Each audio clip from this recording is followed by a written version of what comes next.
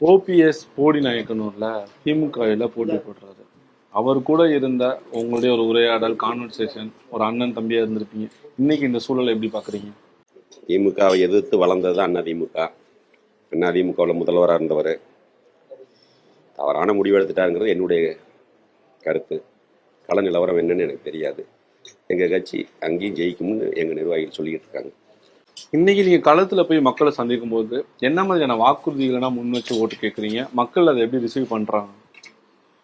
வாக்குறுதிகள் அம்மா ஆட்சிக்கு அப்புறம் எங்களுடைய பொதுச் செயலாளர் எடப்பாடியார் ஆட்சியில் கொடுத்த திட்டம் எல்லாம் நின்று போச்சு. தாலிக்கு தங்கம், லேப்டாப்பு, திருமண உதவித்தொகை, அது மாதிரி நிறைய சொல்லலாம். அதை சொல்கிறோம்.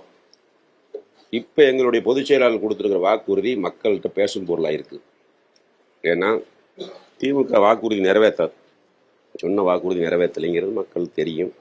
அதனால் ஆளுங்கட்சி மேலே இருக்கிற வெறுப்பு, இன்னைக்கு சட்டம் ஒழுங்கு தான் ரொம்ப பிரச்சனை. பெண்களுக்கு பாதுகாப்பு இல்லாத ஒரு சூழ்நிலை, இளைய சமுதாயம் போதைக்கு அடிமையாகிட்டு இருக்குது.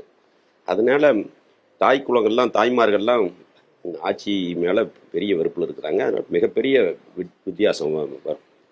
இப்போ இன்னைக்கு மக்கள் சந்திக்கக்கூடிய பிரச்சனையை எடுத்து சொல்லி வாக்கு சேகரிக்காம ஒவ்வொருத்தவங்களும் ஒவ்வொரு கட்சியினரும் மதத்தாரம் இதத்தாரம் எங்களுக்கு ஓட்டு போடுங்கன்னு சொல்றாங்கல்ல, இது களத்துல என்ன மாதிரியான ஒரு எதிரொலிப்பா இருக்கும்னு நினைக்கிறீங்க?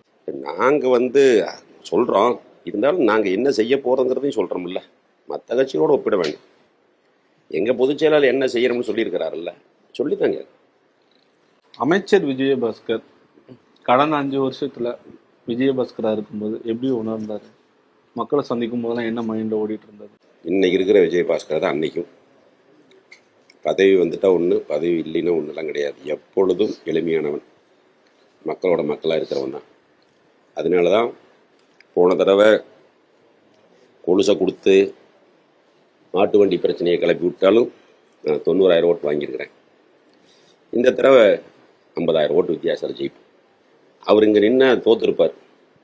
அதனால தான் கோயம்புத்தூர் போனார். சொந்த மாவட்டத்தை விட்டுட்டு போகும்போதே உங்களுக்கு தெரியாதா? நீங்கள் பத்திரிகையாளர், உங்களுக்கு தெரியாதா? செந்தில் பாலாஜி கரூரை விட்டு கோயம்புத்தூர் போனதுக்கு ஒவ்வொருத்தரும் ஒவ்வொரு கருத்தை சொல்றாங்க. கருத்து அவங்கவுங்க சொல்லலாம். உண்மையான கருத்து என்னன்னு எங்களுக்கு தெரியுமில்ல. நாங்கள் அரசியல்வாதி, எங்களுக்கு தெரியுமில்ல. செந்தில் பாலாஜி இல்லாத இந்த தேர்தல் உங்களுக்கு களத்துல என்ன மாதிரியான ஒரு தாக்கத்தை ஏற்படுத்தும்? உங்களுக்கு அது எந்த அளவுக்கு ஒரு பாசிட்டிவா இருக்குன்னு நினைக்கிறீங்க? நீங்கள் அதே அப்படி பார்க்குறீங்க. செந்தில் பாலாஜியை நின்று இருந்தாலும் தோக்கடிப்போம்.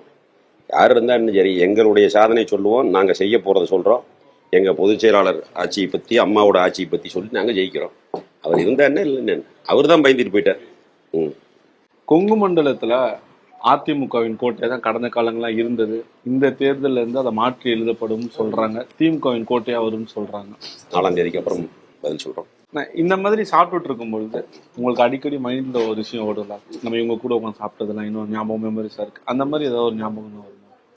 எல்லாரும் வர்றாங்க, எங்க வீட்டுக்கு வர்றவங்க எல்லாம் சாப்பிட்டு தான் போவாங்க.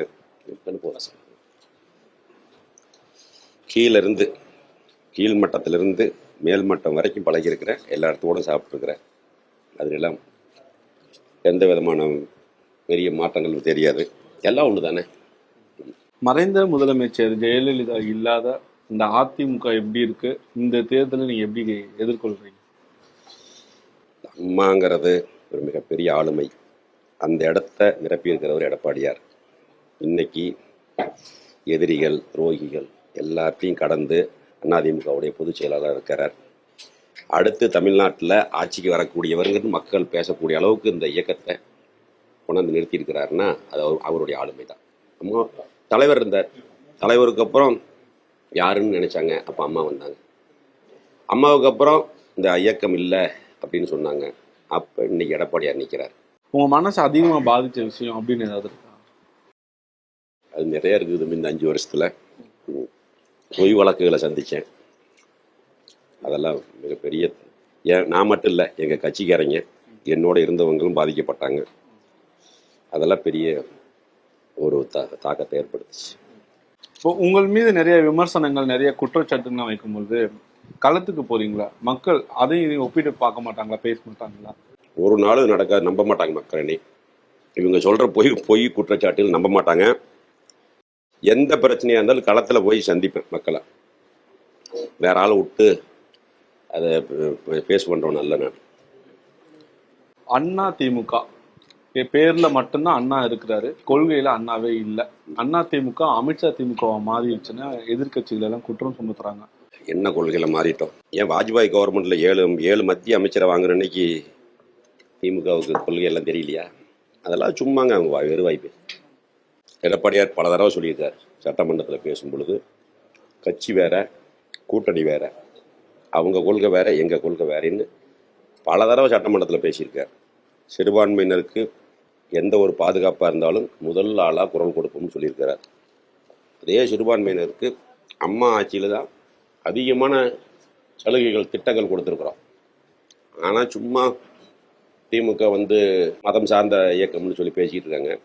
அதே கருணாநிதி பேசியிருக்காருல கூட்டணியில் இருந்தபோது, ஆர்எஸ்எஸ் பற்றி என்ன சொல்லியிருக்காரு? முரசொலி வந்திருக்குது, உங்களுக்கு தெரியும். அது ஒரு சமுதாய இயக்கம் அப்படின்னு போய் நீங்களே சொல்லுங்கன்னு சொன்னார்ல. சமயத்துக்கு தகுந்த மாதிரி வேஷம் போடுற கட்சி திமுக. கனிமொழியை பிடிச்சி உள்ள வச்சாங்க, ராஜாவை பிடிச்சி உள்ள வச்சாங்க. கருணாநிதி என்ன சொன்னார்? காங்கிரஸோட ஒட்டும் இல்லை உறவும் இல்லைன்னார். அப்புறம் இப்போ என்ன நடந்தது? அதெல்லாம் சமயத்துக்கு தகுந்த மாதிரி பேசுகிறாங்க.